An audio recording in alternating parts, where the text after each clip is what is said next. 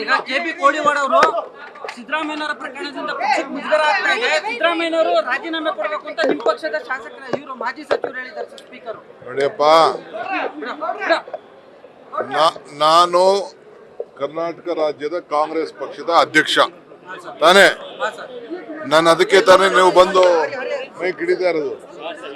ನಾನು ಹೇಳ್ತಾ ಇದ್ದೀನಿ, ಮುಖ್ಯಮಂತ್ರಿಗಳು ರಾಜೀನಾಮೆ ಕೊಡುವಂತ ಪ್ರಸ್ತಾವನೆ ಬರುವುದಿಲ್ಲ. ಇದು ರಾಜಕೀಯವಾಗಿ ಬಿಜೆಪಿಯವರು ಜನತಾದಳದವರು ಇಬ್ರು ಸೇರಿ ಮಾಡ್ತಾರಂತ ಷಡ್ಯಂತ್ರ. ನಮ್ಮ 5 ಗ್ಯಾರಂಟಿಗಳನ್ನು ನಾವೇನ್ ಕೊಟ್ಟಿದ್ದೀವಿ, ಆ ಗ್ಯಾರಂಟಿಗಳ ಬೆಳವಣಿಗೆ ಜನರಿಗೆ ಏನ್ ತಲುಪ್ತಾ ಇದೆ ಅದನ್ನ ತಡ್ಕೊಳಕ್ ಆಗ್ತಾ ಇಲ್ಲ.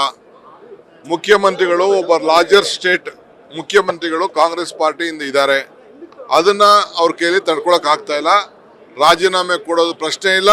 ಇಡೀ ಪಕ್ಷ ದೆಹಲಿಯಿಂದ ಹಳ್ಳಿವರೆಗೂ ಅವ್ರ ಜೊತೆ ಇದೆ.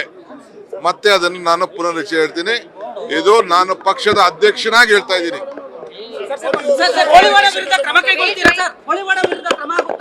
ಮೋದಿ ಅವರು ಏನು ಚುನಾವಣಾ ಪ್ರಚಾರಕ್ಕೆ ಉಪಯೋಗಿಸ್ಕೊಳ್ತಾ ಇದ್ದಾರೆ, ಬಳಸ್ಕೊಳ್ತಾ ಇದ್ದಾರೆ, ಅವ್ರು ರಾಜಕಾರಣ ಮಾಡ್ತಾ ಇದ್ದಾರೆ ಹೊರತು ಈಗ ಅವ್ರ ಮತ್ತೆ ಅವರ ಮಂತ್ರಿಗಳೆಲ್ಲ ಮೇಲೆಲ್ಲ ಕೇಸ್ಗಳು ರಿಜಿಸ್ಟ್ರೇಷನ್ ಎಲ್ಲ ಎನ್ಕ್ವೈರಿ ನಡೀತಾ ಇದೆಯಲ್ಲ, ಯಾಕೆ ಅವ್ರನ್ನೆಲ್ಲ ಇಟ್ಕೊಂಡಿದ್ದಾರೆ?